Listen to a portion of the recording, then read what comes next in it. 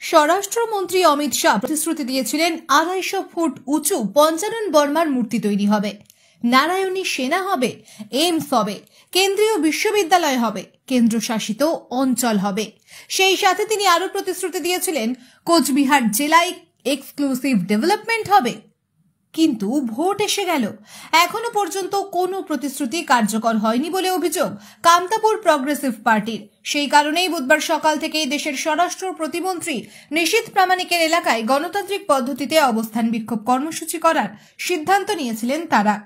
কিন্তু কামতাপুর প্রগ্রেসিভ পার্টির পক্ষ থেকে অভিযোগ, সকাল থেকেই তারা যাতে এই কর্মসূচি পালন করতে না পারেন তাই তাদের কর্মীদের ভয় দেখানো হয়, কর্মীদের গাড়ি আটকে দেওয়া হয়, তাদের ঝান্ডা ফ্ল্যাগ খুলে নেওয়া হয়, মাইক কেড়ে নেওয়া হয়। এমনই একাধিক ঘটনা নিয়ে Kamtapur progressive party general secretary Uttam Kumar Roy সাংবাদিকদের মুখোমুখি হয়ে একাধিক অভিযোগ তুলে ধরলেন। শুনে নেব সেই অভিযোগগুলি।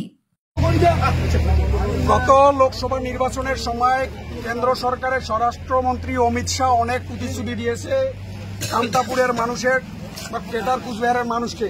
এখানে পঞ্চানন বর্মার ২৫০ ফুট মূর্তি করা হবে, এখানে এইমস করা হবে, সেন্ট্রাল ইউনিভার্সিটি করা হবে, এ ধরনের অনেক প্রতিশ্রুতি দিয়েছে। নারায়ণী সেনা করা হবে, অনেক প্রতিশ্রুতি দিয়েছে।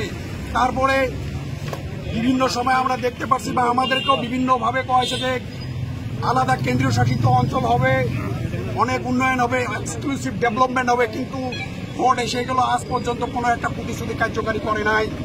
তাই আমরা এখানে অবস্থান বিক্ষোভ কার্যসূচির দ্বারা, যেহেতু আমাদের কুচবিহারের সন্তান নিশীথ প্রামাণিক, উনি স্বরাষ্ট্র প্রতিমন্ত্রী, ওনার বাড়িতে আমরা একটা গণতান্ত্রিক ওনার এরিয়ায় একটা গণতান্ত্রিক অবস্থান বিক্ষোভ কার্যসূচি আমরা পালন করার সিদ্ধান্ত নিয়েছি। কিন্তু সকাল থেকেই আমাদের কর্মীর উপর অনেক ধরনের অত্যাচার করা হয়, ভয় ভাবুকি দেখা হয়। এখানে আমাদের অনেক কর্মী আসার পরেও আমাদের কর্মীকে এখানে অবস্থান বিক্ষোভে সামিল হওয়ার ক্ষেত্রে বাধা দেওয়া হয়েছে।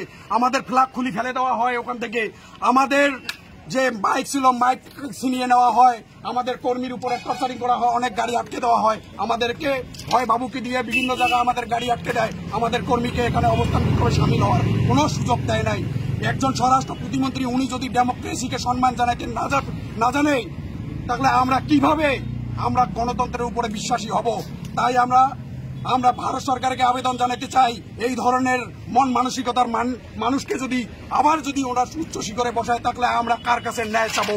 আমাদের অভাব আছে, আমাদের অভিযোগ আছে, আমাদের রাজ্য ভাষার কথা আছে, আমরা উগলাই বলতে আসছি। ওনার সঙ্গে ওনার কর্মীদের সঙ্গে কোনো আমরা ঝগড়াঝাটি করতে আসি নাই। কিন্তু যেভাবে আমাদেরকে ওখানে অবস্থান বিক্ষোভ কার্যসূচি করার মতো কোনো পরিবেশ ওখানে ছিল না, আমাদের উপরে অনেক ধরনের টর্চার করার ওরা পরিকল্পনা করছিল। তাই এই ধরনের নোংরা কার্যকে আমরা তীব্রভাবে নিন্দা জানাই, ধিক্কার জানাই। আগামী দিনে যাতে এই কার্যগুলো বন্ধ হয়, আমরা চাই সুস্থ রাজনৈতিক বাতাবরণ, আমরা চাই এই অঞ্চলের ডেভেলপমেন্ট, আমরা চাই যে সার্বিকভাবে সবাইকে নিয়ে একটা গণতান্ত্রিক পথেই আমরা যাতে আমাদের সংগ্রামকে চালিয়ে যেতে পারি। তাই আমরা এখানে আজকে শুধু ওনার কাছে আবেদন রাখার জন্য আসছি। কিন্তু আমাদের কোনো কথাই উনি শুনলো না। উনি বাড়িতে থাকা সত্ত্বেও এইভাবে আমাদেরকে, আমাদের কর্মীর উপরে, আমাদের সমাজের উপরে রাজবংশী নাম ধরে এখানে অনেক বিজেপি কর্মী গালিগালাজ করছে বলে আমি শুনতে পাচ্ছি। এটাকে আমি তীব্রভাবে ধিক্কার জানাই। আপনার পরিচয়? Uttam Kumar Roy, general secretary, Kamtapur progressive party. আন্দোলন নিয়ে বিজেপির পক্ষ থেকে কি জানানো হয় শুনবো। আজকে নির্বাচন ঘোষণা হয়েছে তৃণমূলের মদতে পরিকল্পিতভাবে বহিরাগত গুটি কয়েক মানুষকে শান্ত ভেড়াগুড়িকে অশান্ত করার একটা সুন্দর পরিকল্পনা। আমরা সেটাকে কোনোভাবেই হতে দেব না। তারই প্রতিবাদে আমাদের আজকে ভেড়াগুড়ি রাজপথে ধিক্কার মিছিল এবং প্রতিবাদ সভা।